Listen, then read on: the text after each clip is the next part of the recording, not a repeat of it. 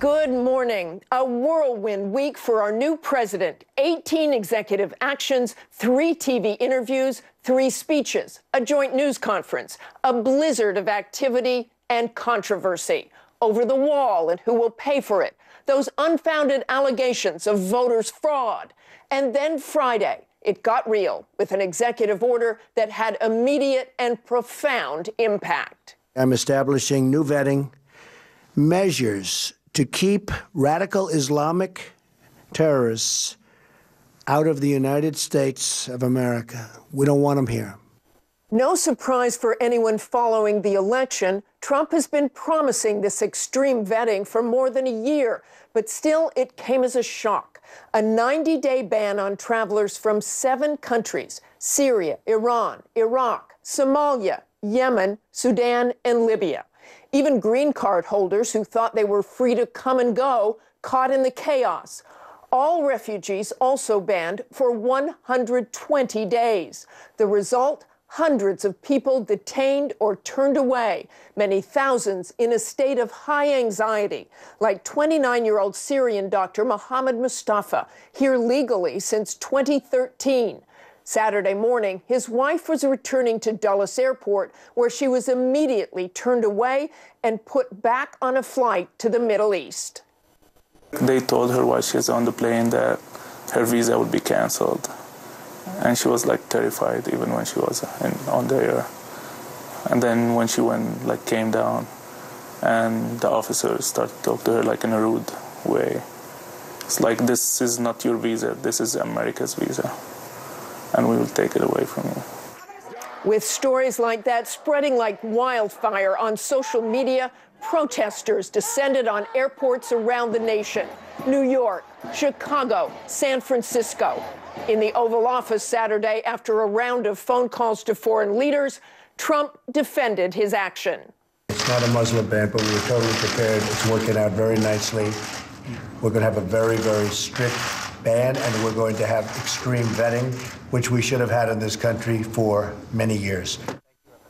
So let's bring in our David Kerley at Dulles International Airport. David, you heard the president say the government was totally prepared.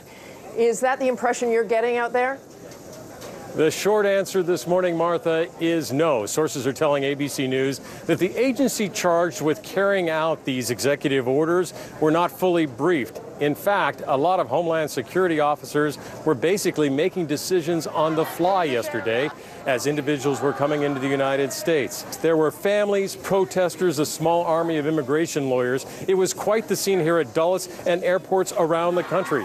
In Seattle, police actually dispersed some crowds with pepper spray. It was a day of high drama at those airports. Cheers broke out at JFK Airport when a federal judge in Brooklyn ordered a nationwide order protecting anyone on a plane coming into the country at an airport from actually being immediately deported, kicked out of the country.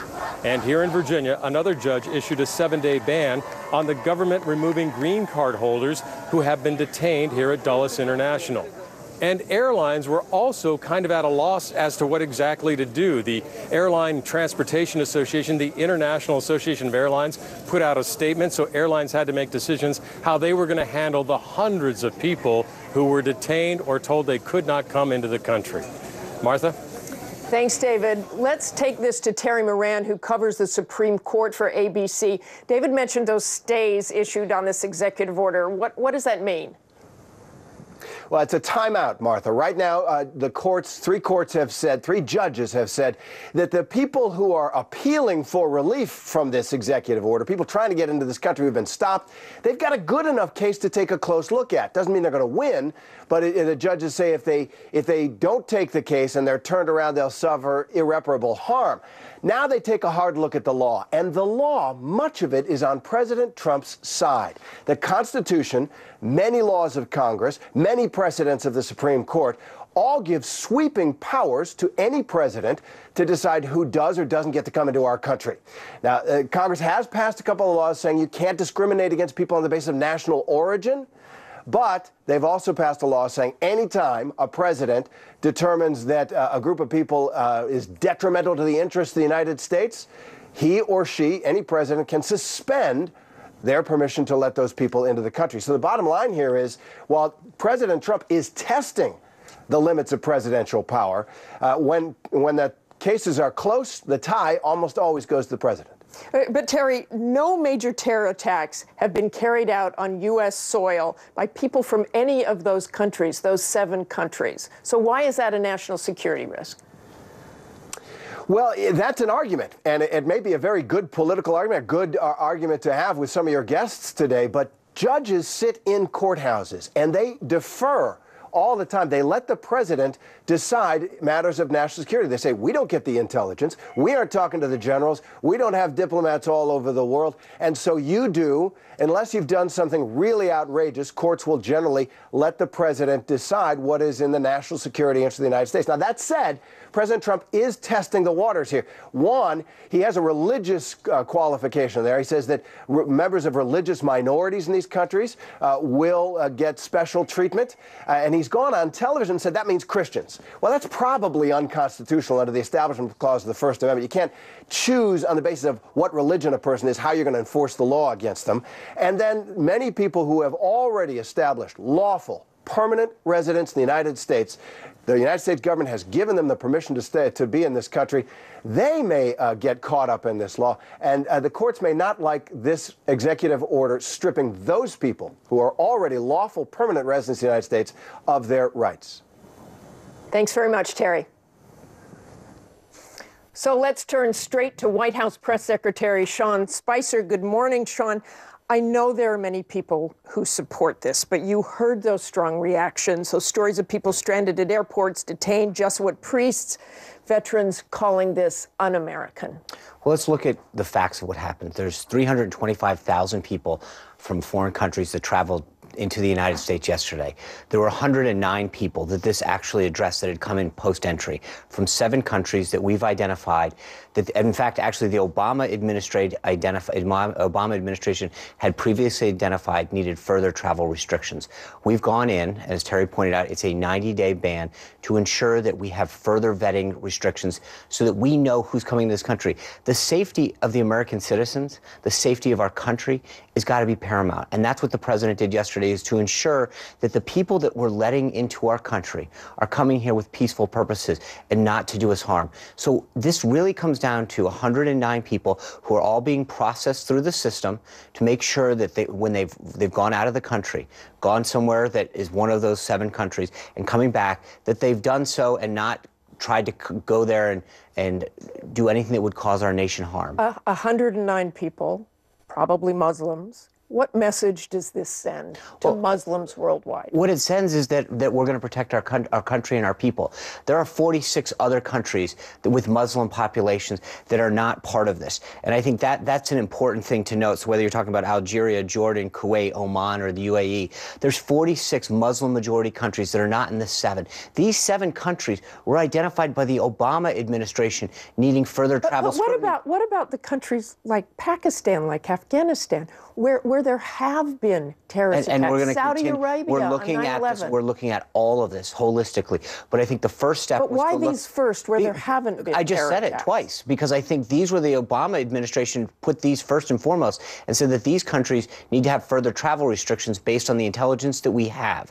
So you know, those were identified by the previous administration. There were further travel restrictions already in place from those 7 countries. What the president did was take the first step through this executive order of ensuring that we're looking at the entire system of who's coming in, refugees that are coming in, people who are coming in from places that have a history or that our intelligence suggests that we need to have further extreme vetting for. Let's talk about Iraq.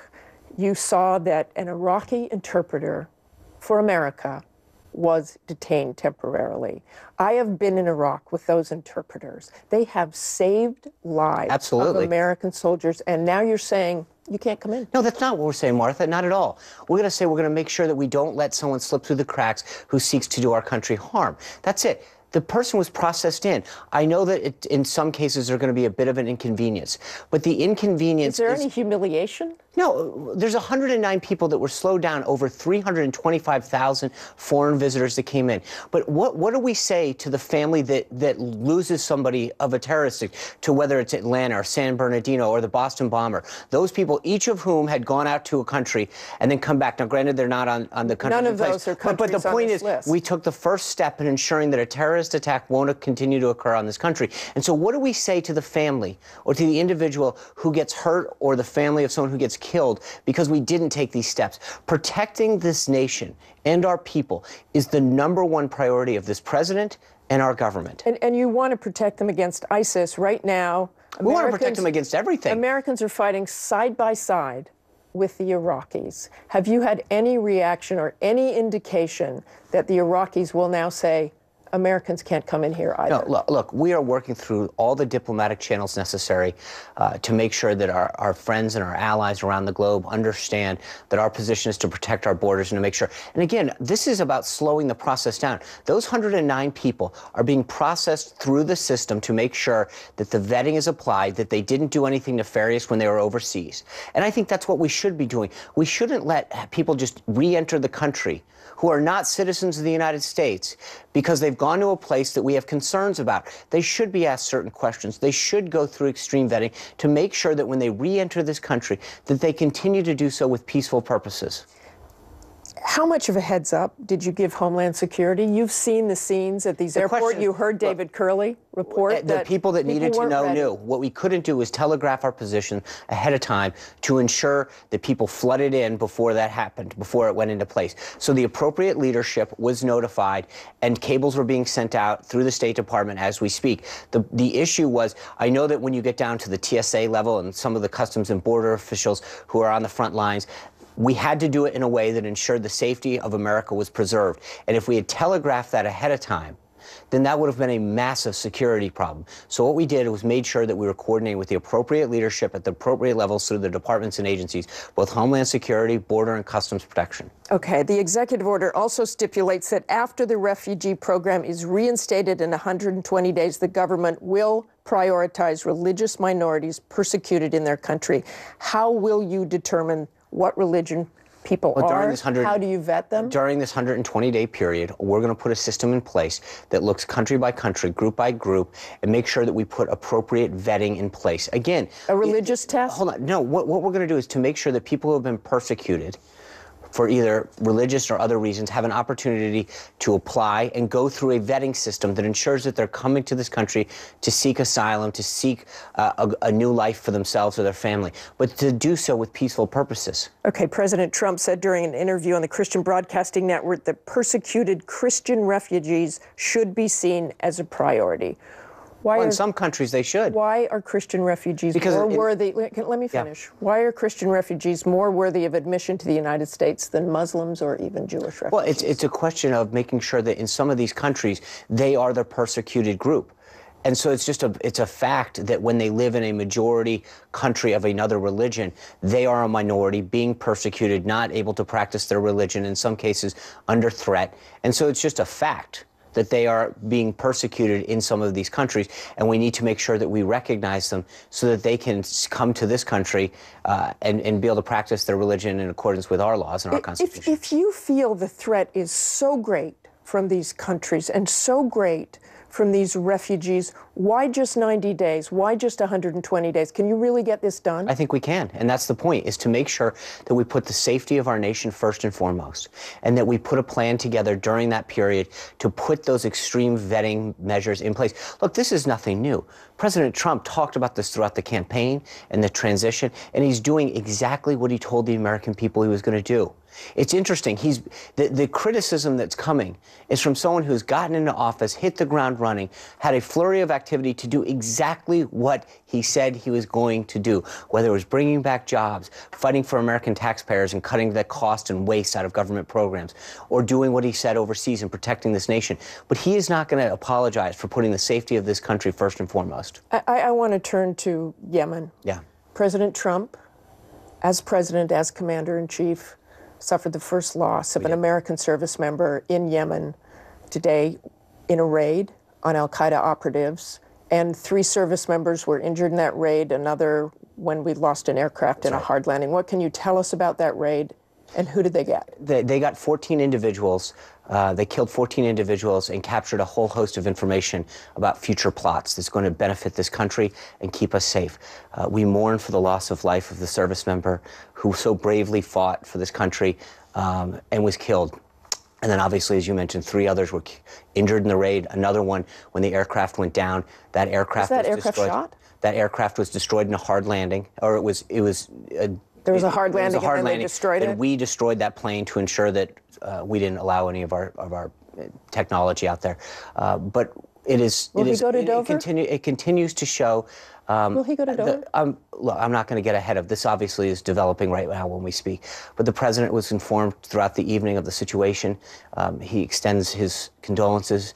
But more importantly, he understands the fight that our servicemen and women conduct on a daily basis to keep this country safe. And that's why this order is so important. People are over throughout the world in some of these important regions like Yemen and countries rather, to ensure the safety of this country. And we need to take steps that if they're going to go out there and put their lives on the line every day to fight ISIS, to fight other people who are seeking to do us harm, to capture information that will protect future plots, that we do our part to make sure that we're not having an open door to allow people to march right into our country. Let me turn to Russia. The executive order, though, ties right into that, because we've got to do our part here to make sure that while they fight so gallantly overseas, that we're protecting the country and our borders. I want to turn to the Russian sanctions. President Trump talked to Vladimir Putin yesterday about mutual cooperation in defeating ISIS and working together to achieve more peace throughout the world, including Syria. Right. Kellyanne Conway opened the door on Friday to removing sanctions against Russia. And the readout from the Kremlin said they underlined the importance of restoring mutually profitable trade and economic connections. Could President Trump agree to remove those sanctions without consequences yesterday for Ukraine? was the first call that they had. We're continuing to work with them to combat ISIS, especially in Syria, and deal with this crisis in Aleppo. There's an area in which we've got to work with them if we're going to defeat ISIS, and I think that's the first step. We have not made any decisions on sanctions. The president will continue to have conversations, and our team will continue to liaise with Russian officials. But no decisions were made. That really wasn't brought up on the call yesterday. Republican John McCain said, for the sake of America's national security and that of our allies, President Trump should put an end to this speculation about lifting sanctions. Are you not willing to do that? The president doesn't take anything off the table. He is a world-class negotiator. Part of the reason he's been so successful and part of the reason that he was elected president is because people understand that not only was he a successful businessman, but he's an amazing negotiator. And he doesn't come in telling people what he's going to take in or off the table to get the best deal possible for this country. He's going to work with Russia or any other country for that matter in areas of shared agreement. And if protecting this country, going back to what we've been talking about so far, he's going to work with them. If we can come up with a plan or partner with them in any way to defeat ISIS, then we're going to do it. I want to turn to the National Security Council. The National Security Council executive order that has now been put in place removes the Director of National Intelligence, the Chairman of the Joint Chiefs of Staff from the NSC principals meetings. They are now only invited when, quote, issues pertaining to their responsibilities and expertise are to be discussed, but allowed instead in all of the meetings. White House Chief Strategist Steve Bannon, former National Security Advisor Susan Rice tweeting this morning, "This is stone cold crazy." After a week of crazy, who needs military advice or intel to make policy on ISIL, Syria, Afghanistan, DPRK, adding Chairman of Joint Chiefs and DNI treated as afterthoughts in cabinet-level principals meetings? And where's the CIA? Cut out of everything. She also retweeted this: Trump loves and trusts the military so much he just kicked them out of the National Security Council and put in a Nazi in their place. That's clearly inappropriate language from a former ambassador.